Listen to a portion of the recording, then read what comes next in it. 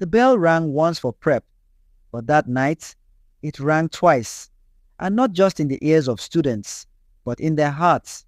Aborsco was no longer just laughter and teasing. WAX was near. You could feel it in the way Linda stopped singing in the bathroom, or how Richard, the strong, short guy, now sat quietly with Godwin, who for once wasn't climbing walls for food. David, whose love for Lillian was still a secret, had started avoiding entertainment grounds. Something had changed in him. Maybe the pressure, or maybe the whispers that Emmanuella had switched her crush from knowledge to someone else. Knowledge, ever serious, had one eye on the government textbook and the other on the clock. He pretended not to care, but Francis Amegbor, his playful younger brother, always teased, "Senior, one heartbreak and you'll change course from General Arts to CRS." That week, Sir Prince entered the class dancing a zonto with his usual football boots. "No sleeping in my class. Today we're debating. Should students date during exams?" The class exploded.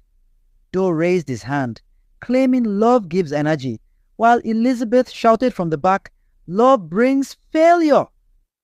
And somewhere in the middle sat Benedicta, the beautiful girl whose WEC mock results had been terrifying.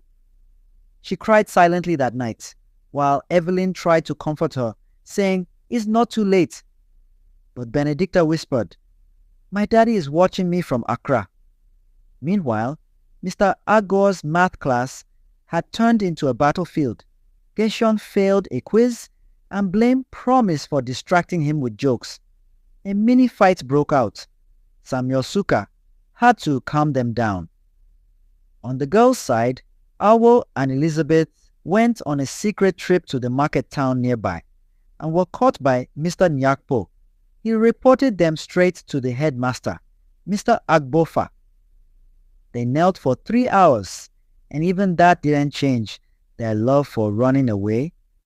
At night, the boys held a study group under the mango tree. David tried to focus on integration questions, but when Lillian passed by in her blue house dress, his pen stopped moving. "Focus," Knowledge whispered. "She's not your syllabus." Everyone laughed, and even the stars seemed to smile. That night, Emmanuella didn't join prep. She sat alone on the corridor steps, watching the moon.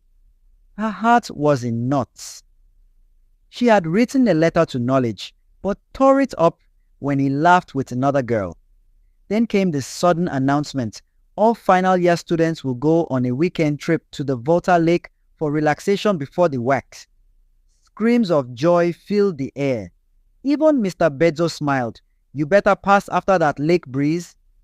But just when everything seemed happy, Doe found out that Israela had been seen with the senior boy from another house.